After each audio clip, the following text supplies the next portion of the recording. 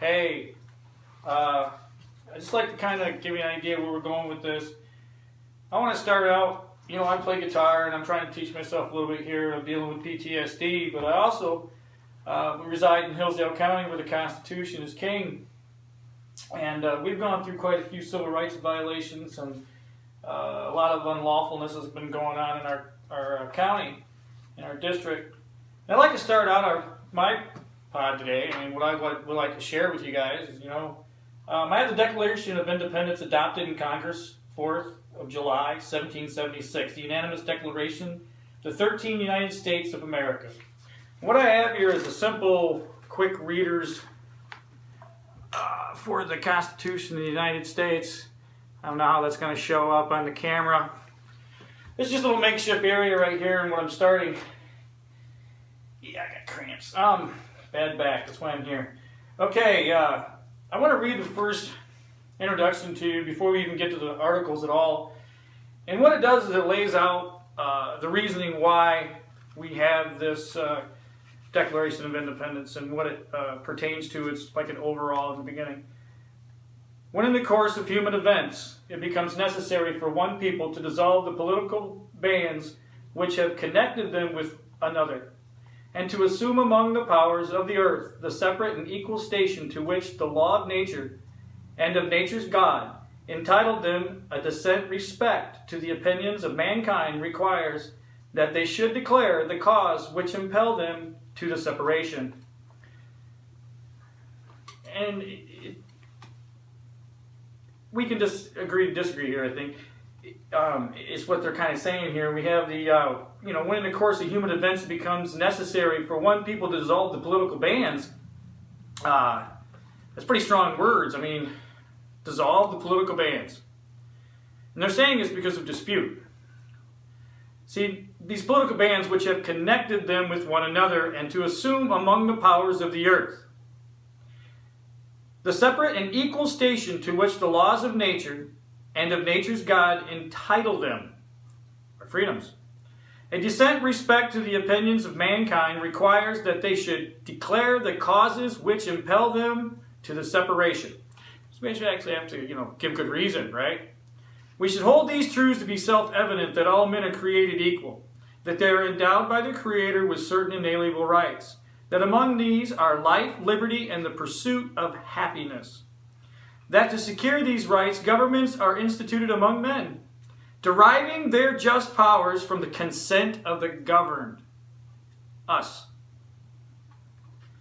That whenever any form of government becomes destructive of these ends, which is contrary in all events to our Constitution and treason, it is the right of the people to alter or to abolish it, and to institute new government, laying its foundation on such principles and organizing its powers in such form as to them shall seem most likely to affect their safety and happiness, prudence indeed, which dictate that governments long established should not be changed for light and transient causes, the trend, and accordingly all experience hath shewn that mankind are more disposed to suffer while evils are sufferable, than to right themselves by abolishing the forms to which they are accustomed.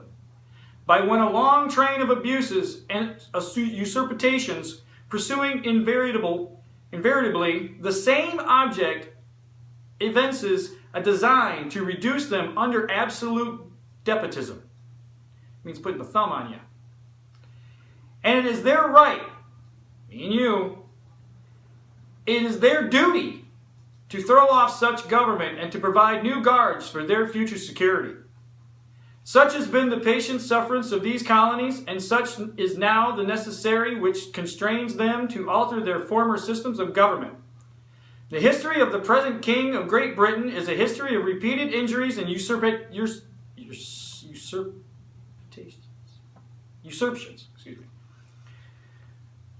All having in direct object the establishment of an absolute tyranny over these states. To prove this, let facts be submitted to a candid world. He has refused his assent to laws, the most wholesome and necessary for the public good.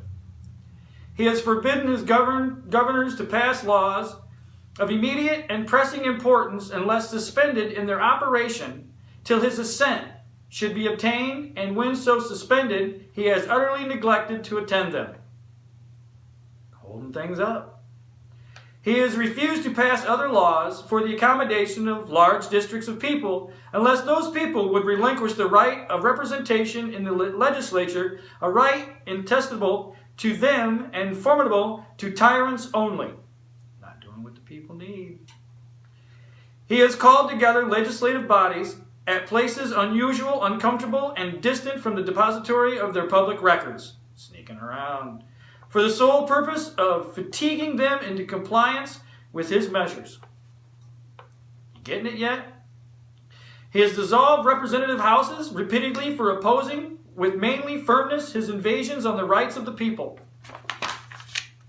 He has refused for a long time, after such dissolutions, to cause others to be elected, whereby the legislative powers, incapable of annihilation, have returned to the people at large for their exercise, the state remaining in the meantime exposed to all dangers of invasion from without and convulsions within.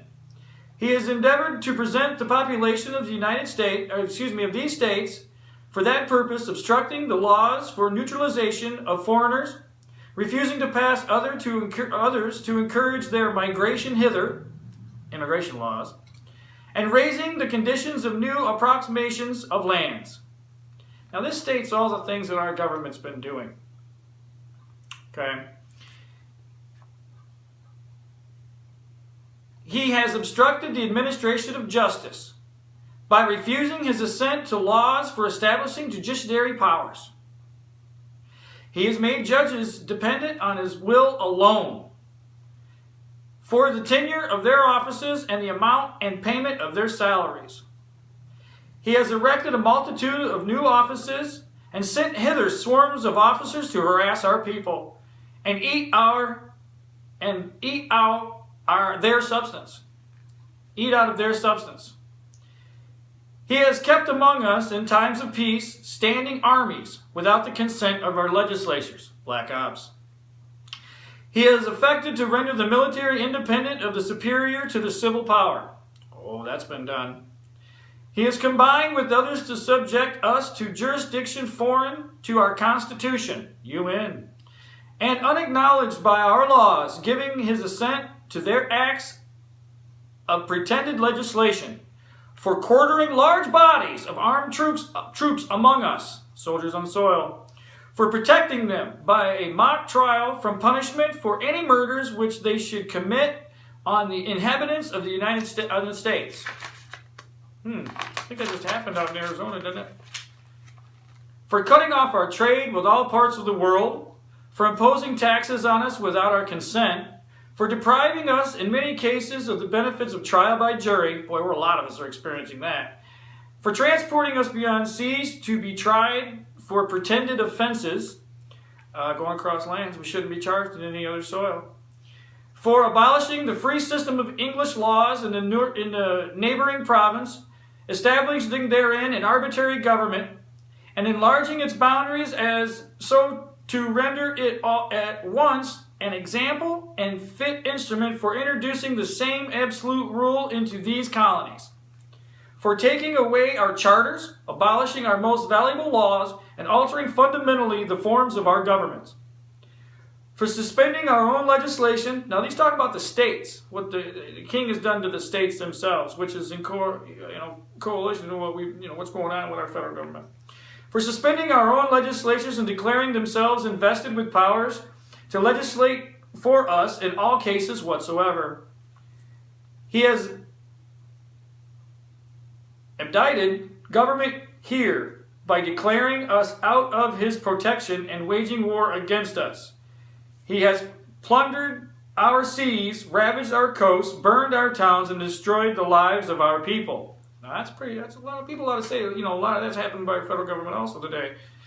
He is at this time transporting large armies of foreign mercenaries to complete the works of death, dissolution, and tyranny already begun with circumstances of cruelty and purity sacredly paralleled in the most barbarous ages and totally unworthy the head of a civilized nation.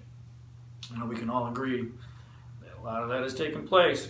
He has constrained our fellow citizens taken captive on the high seas to bear arms against their country, to become the executioners of their friends and brother, or to fall themselves by their hands. He has excited domestic insurrections among us, and has endeavored to bring on the inhabitants of our frontiers, the merciless Indian savages, now that was their enemies at the time, whose known rule of warfare is an undistinguished destruction of all ages, sexes, and conditions. In every stage of these oppressions we have petitioned for redress in most humble terms. Our repeated petitions have not been answered but repeated injury. A prince whose character is thus marked by every act and may define a tyrant. It is unfit to be the ruler of a free people. Nor have we been wanting in attentions to our British brethren. We have warned them from time to time of attempts by their legislature to extend an unwarrantable jurisdiction over us. Isn't there a lot going on with everybody here today, basically? Right? Everything getting infringed on like crazy.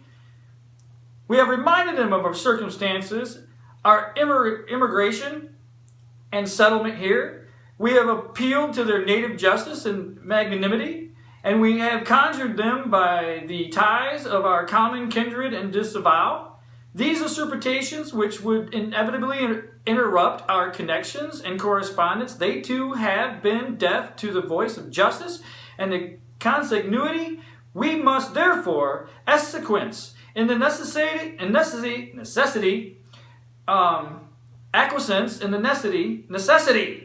which denounces our usurpation, and hold them as we hold the rest of mankind, enemies in war, in peace, friends.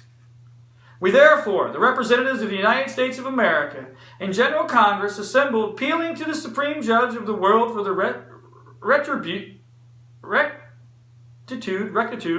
of our intentions, do in the name and by the authority of the good people of these colonies solemnly publish and declare that the United Colonies are, and of right ought to be free and independent states, that they are absolved from all allegiance to the British Crown, and that all political connection between them and the state of Great Britain is and ought to be totally dissolved, and that as free and independent states they have full power to levy war, conclude peace, contract alliances, establish commerce, and to do all other acts and things which independent states may of right do, and for the support of the Declaration, with a firm reliance on the protection of divine providence, we mutually pledge to each other our lives and fortunes and our sacred honor.